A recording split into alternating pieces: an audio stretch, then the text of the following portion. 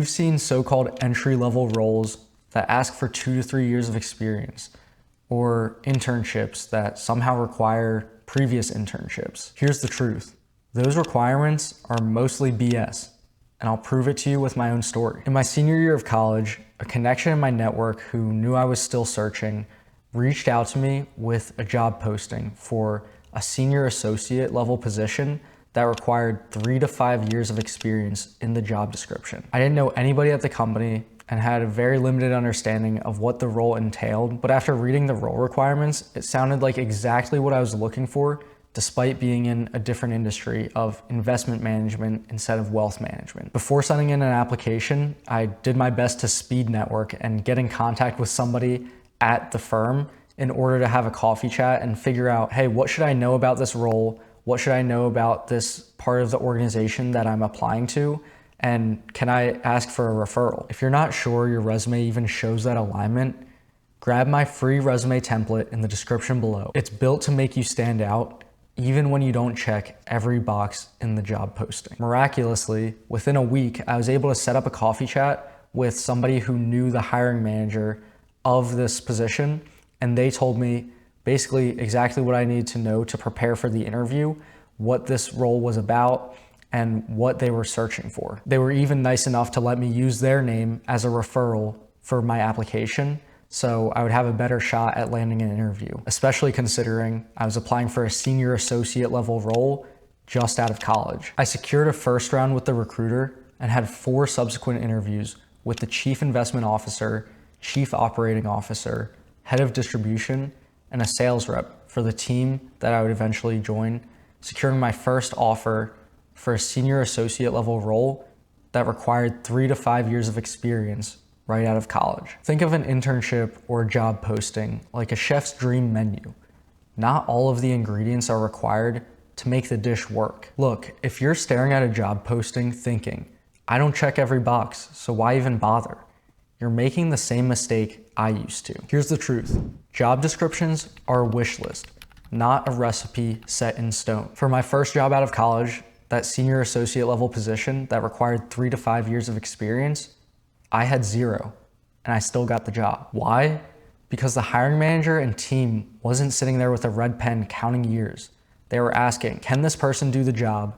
Can they learn fast enough to provide value? HR inflates requirements to filter out the bottom of the pile, but the manager is just looking for the best option from the pool in front of them. And if you don't even throw your name in the hat, you're counting yourself out before the race even starts. And while I'm not saying that these practices are ethical or the way that life should be in inflating the job posting so then you can filter out candidates who wouldn't apply in the first place, who don't believe they're qualified or don't have the confidence or are even just following the rules that you're asking for. But that's the reality of the state of today's market. But if I didn't have confidence in myself to apply, even after looking at that requirement of 3 to 5 years and doing it anyway, I wouldn't have landed the role that I'm in today. And now understand that I'm also not asking you to be delusional in the types of roles that you're applying to. Like, I'm not asking you to apply to CEO positions or partner roles right out of college, but it can't hurt to have some stretch goals, right?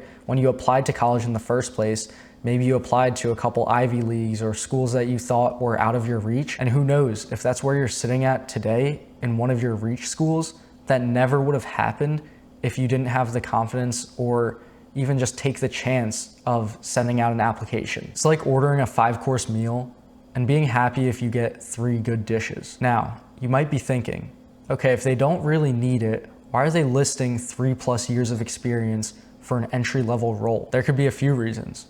Companies are risk averse, especially big organizations.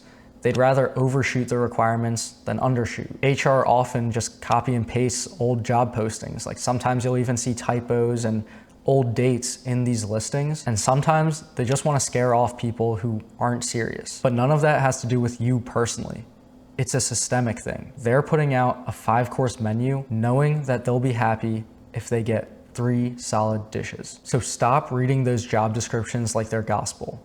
They're not. Now, what actually matters in landing the role? They care more about your flavor than your years cooking. Here's the part nobody tells you.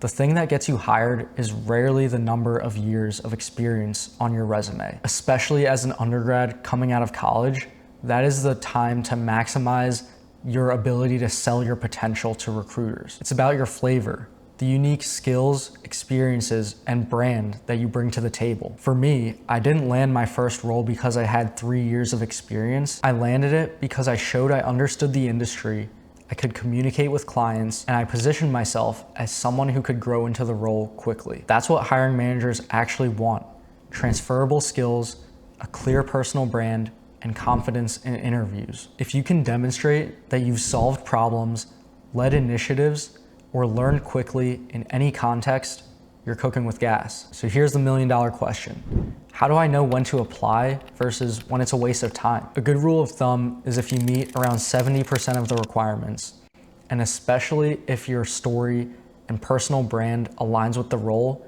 you should absolutely apply. I've seen countless students ignore job postings that required experience they didn't have, only to watch a less qualified but bolder candidate land the interview. And the smart ones, they don't just apply, they network in parallel. They reach out to people inside the company, build relationships, and get referrals to bypass HR filters. So don't disqualify yourself.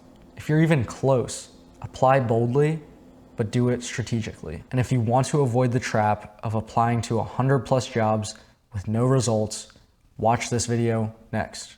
Let's cook. See you over there.